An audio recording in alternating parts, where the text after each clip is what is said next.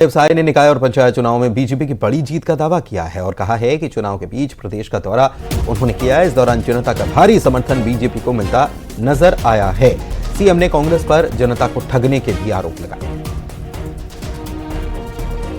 तरह से विधानसभा चुनाव में, लोकसभा चुनाव में और रायपुर दक्षिण विधानसभा के उपचुनाव में जो सफलता भारतीय जनता पार्टी को मिली है, वही सफलता नगरीय निकाय के चुनाव में भी मिलने वाली है, क्योंकि हम चुनाव के पहले भी पूरे प्रदेश का दौरा किए हैं और एक साल के अंदर 7,000 करोड़ से ज़्यादा नगरीय क्षेत्र में विकास का काम स्वीकृत किए हैं।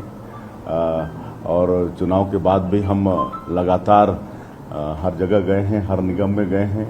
बहुत अच्छा कार्यक्रम हुआ है, भव्य रोड शो हुआ है और महिलाओं में तो महतारी बंधन का इतना असर है कि जहां भी हम जाते हैं उनका उत्साह देखते बनता है। किसानों के लिए जो काम कर रहे हैं और सबके लिए जो काम कर रहे हैं। सीएम विष्णुदेव साय ने एक्स पर पोस्ट किया है और पोस्ट में लिखा है कि इस वाईफाई में निःशुल्क फास्ट इंटरनेट तो मिलेगा ही, बीजेपी के इस वाईफाई के साथ ही आपको मिलेगा विकास, मजबूत कानून व्यवस्था, समृद्धि, शांति, स्वच्छता, भ्रष्टाचार का अंत, असीमित लाभ के लिए पासवर्ड वोट फॉर बीजेपी है।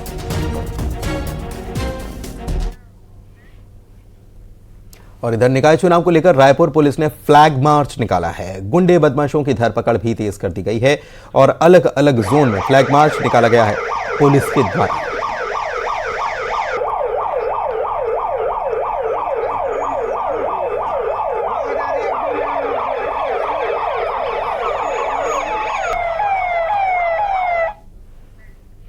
निकाय चुनाव के लिए कल वोटिंग होनी है और वोटिंग के लिए तैयारियां भी अंतिम दौर में हैं और कई जगह तैयारियां पूरी हो चुकी हैं। आज प्रत्याशी घर घर जाकर प्रचार कर पाएंगे और पोलिंग पार्टियां भी मतदान केंद्रों के लिए रवाना हो रही हैं।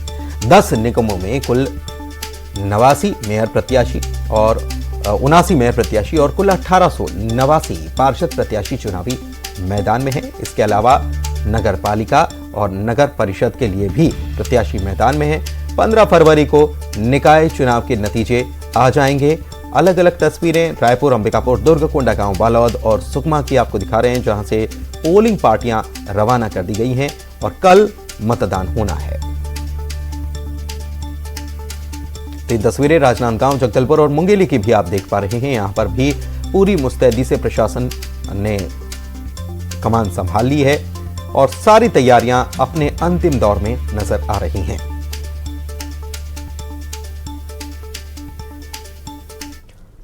नगर निगम चुनाव से पहले रायपुर के पूर्व मेयर एजाज ढेबर की मुश्किलें बढ़ सकती हैं। शराब घोटाले में एंटी करप्शन ब्यूरो और ईओडब्ल्यू ने एजाज ढेबर को नोटिस भेज दिया है। जनवरी 2024 में एफआईआर दरअसल दर्ज हुई थी और आईएएस अनिल टुटेजा, एपी त्रिपाठी और अनवर ढेबर के जरिए शराब घोटाले का आरोप लगाया गया है। जांच में मिले तथ्य के आधार पर एजाज ढेबर और उनके करीबी रिश्तेदारों को पूछताछ के लिए नोटिस भेजा गया है। करीब 2000 करोड़ का शराब घोटाला है और शराब घोटाले के कई आरोपी अभी जेल में बंद हैं।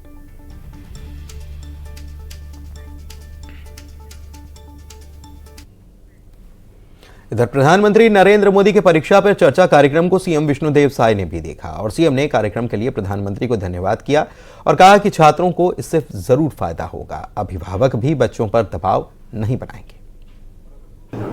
पूरे देश से जुड़ते हैं, जैसे मैंने कहा कि आज 5 करोड़ बच्चे जुड़े थे और मुझे जानकारी मिली है कि माननीय प्रधानमंत्री जी से क्वेश्चन करने वालों की संख्या सबसे ज्यादा छत्तीसगढ़ से है। 20 लाख से ज्यादा बच्चे माननीय प्रधानमंत्री जी से क्वेश्चन किए हैं। इतना कोई भी प्रदेश के बच्चे हाँ, तो मैं हमारे बच्चों को बहुत बहुत धन्यवाद देना चाहूँगा। और अभी मार्च महीने से एग्जाम शुरू हो रहा है, 10वीं बोर्ड का भी, 11वीं बोर्ड का भी, उसके बाद 5वीं और 8वीं बोर्ड का भी होगा। तो सबसे मेरा सलाह होगा कि भयमुक्त होकर एग्जाम दें और अच्छी सफलता जरूर उनको। इधर बिलासपुर से बड़ी खबर बता दें, यहां पर आयुष्मान योजना में बड़ी फर्जीवाड़े का मामला सामने आया है। यहां पर 28 अस्पतालों पर कार्रवाई की गई है। बिलासपुर के 4 बड़े अस्पतालों को भी इस मामले में नोटिस दिया गया है। इन पर फर्जी क्लेम और अवैध वसूली का भी आरोप है। कई अस्पताल अब जांच के घेरे में आ चुके हैं, जिसमें रायपुर, दुर्ग और बिलासपुर के कुल 28 अस्पतालों पर जांच गिरी है।